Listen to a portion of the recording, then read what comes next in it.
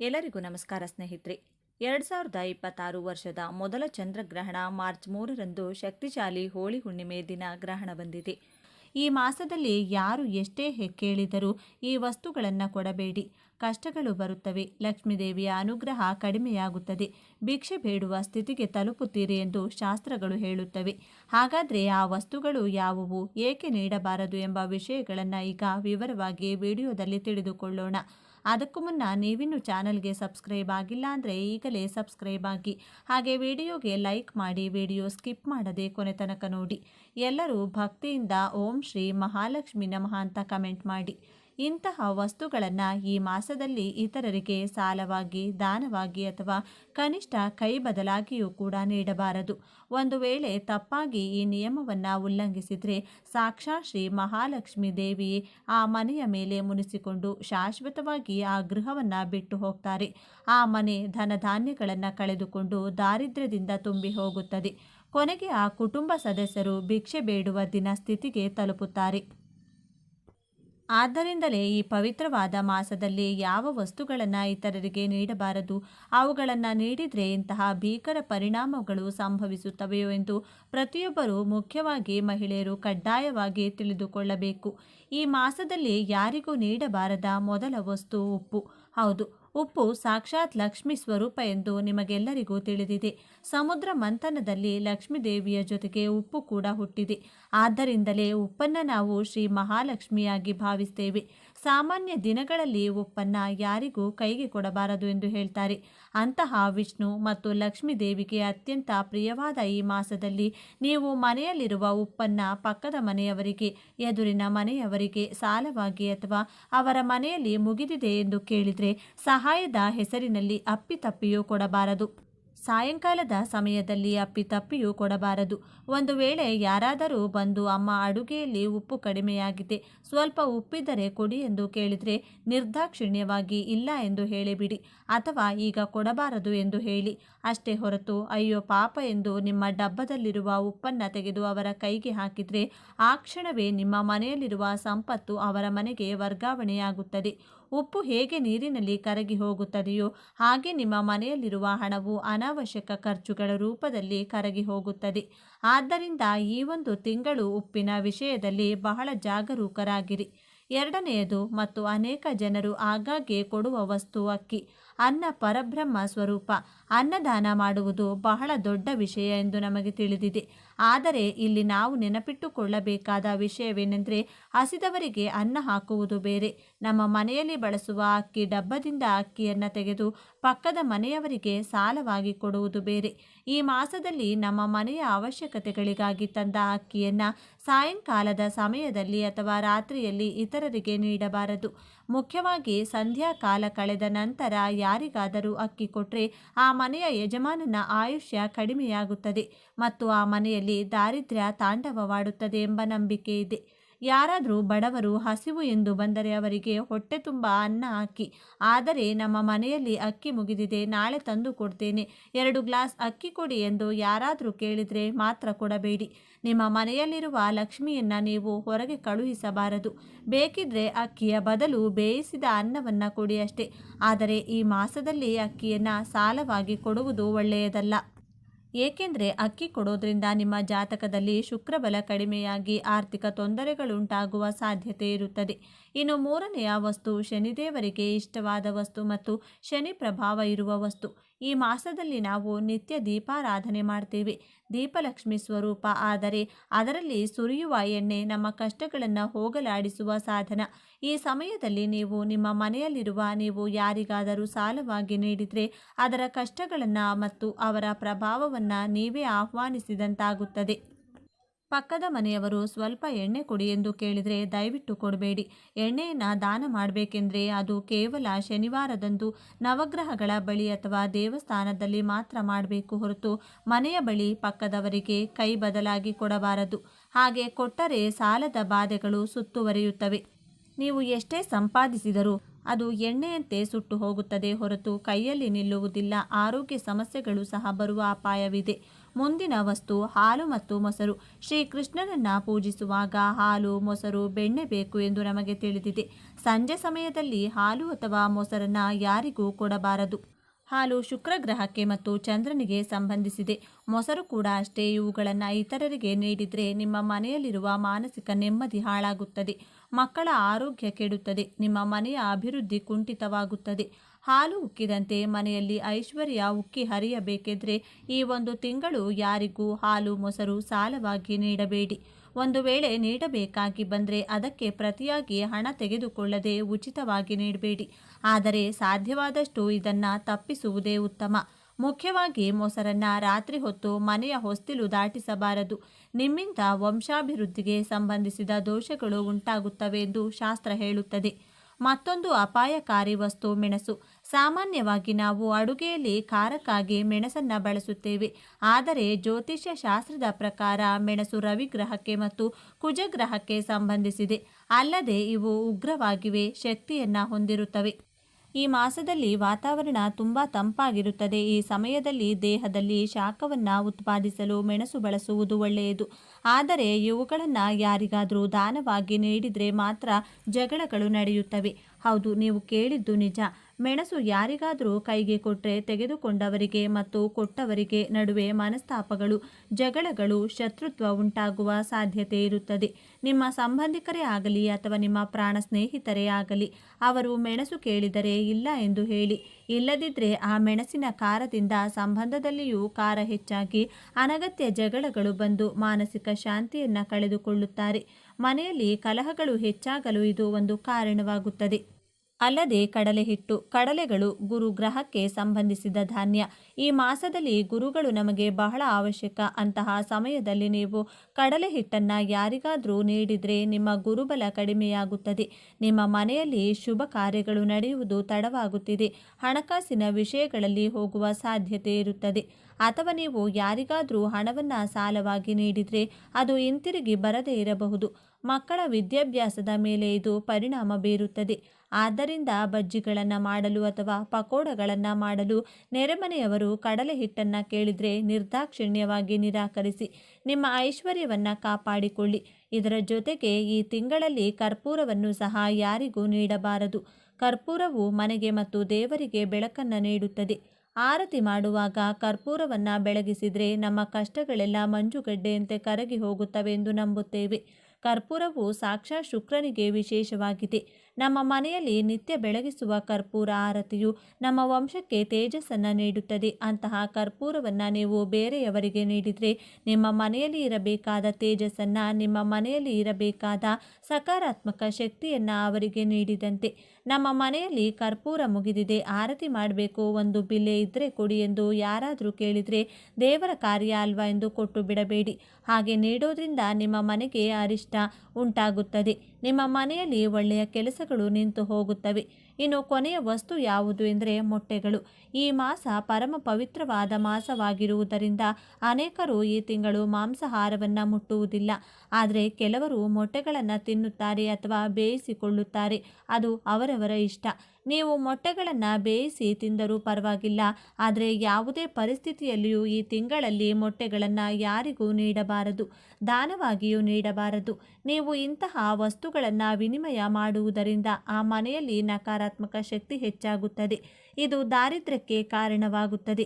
ಆರ್ಥಿಕವಾಗಿ ನೀವು ಎಷ್ಟೇ ಎತ್ತರಕ್ಕೇರಿದರೂ ಒಮ್ಮೆಲೆ ಕೆಳಗೆ ಬೀಳುವ ಅಪಾಯವಿರುತ್ತದೆ.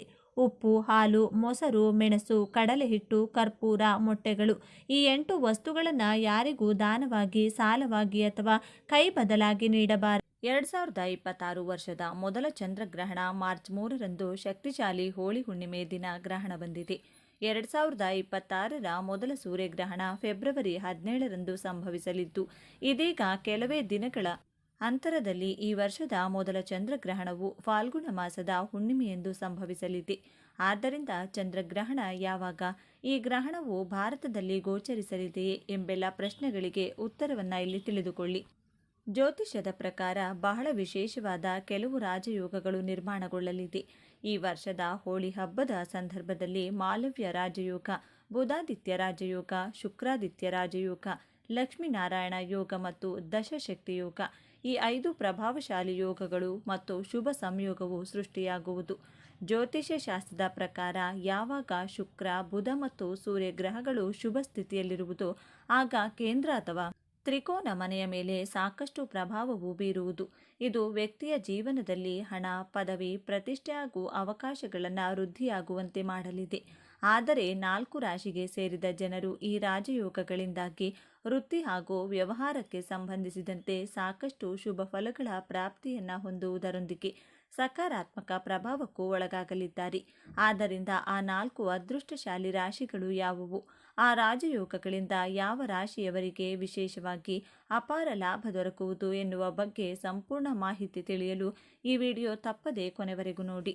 ಅದಕ್ಕೂ ಮುನ್ನ ನೀವಿನ್ನು ಚಾನಲ್ಗೆ ಸಬ್ಸ್ಕ್ರೈಬ್ ಆಗಿಲ್ಲ ಅಂದರೆ ಈಗಲೇ ಸಬ್ಸ್ಕ್ರೈಬ್ ಆಗಿ, ಹಾಗೆ ವಿಡಿಯೋಗೆ ಲೈಕ್ ಮಾಡಿ, ವಿಡಿಯೋ ಸ್ಕಿಪ್ ಮಾಡದೆ ಕೊನೆ ತನಕ ನೋಡಿ.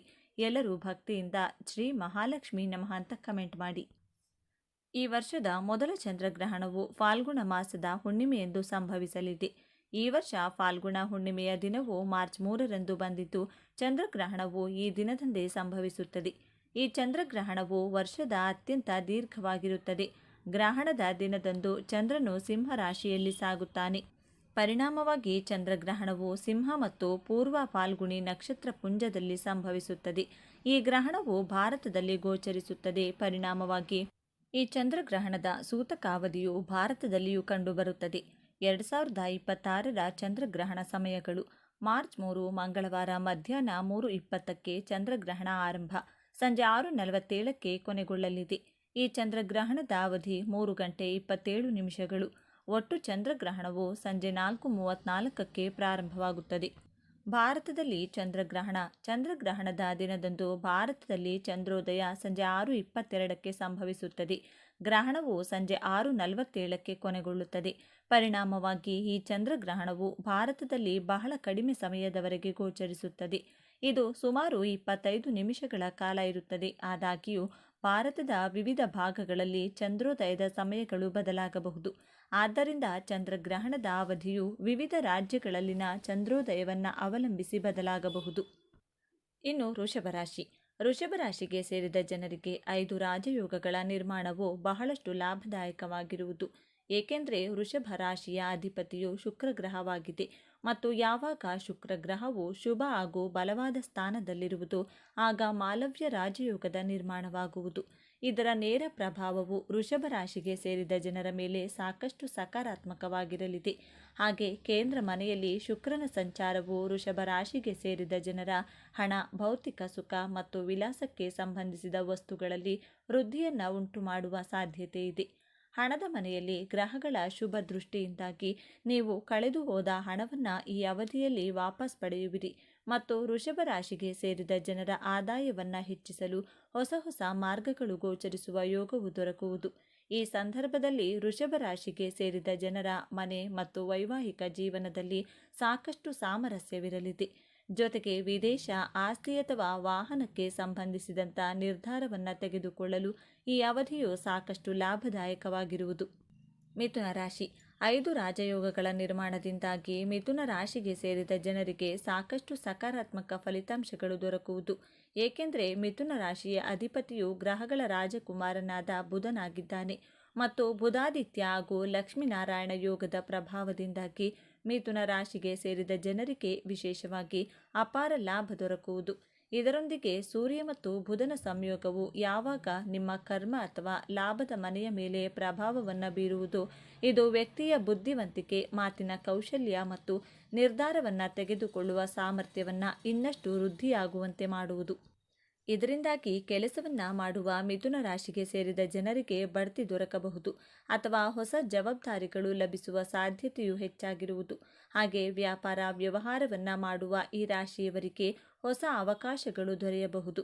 ಜೊತೆಗೆ ಪಾಲುದಾರಿಕೆಯಲ್ಲಿ ಕೆಲಸವನ್ನು ಮಾಡೋದ್ರಿಂದ ಅಪಾರ ಲಾಭ ದೊರಕುವ ಸಂಭವವಿದೆ. ಬುಧನು ಬಲವಾದ ಸ್ಥಾನದಲ್ಲಿ ಸಂಚಾರ ಮಾಡೋದ್ರಿಂದಾಗಿ ಮಿಥುನ ರಾಶಿಗೆ ಸೇರಿದ ಜನರು ಆರ್ಥಿಕ ವಿಚಾರಗಳಿಗೆ ಸಂಬಂಧಿಸಿದಂತೆ ಬಹಳಷ್ಟು ಸುಧಾರಣೆಯನ್ನು ಹೊಂದುವರು.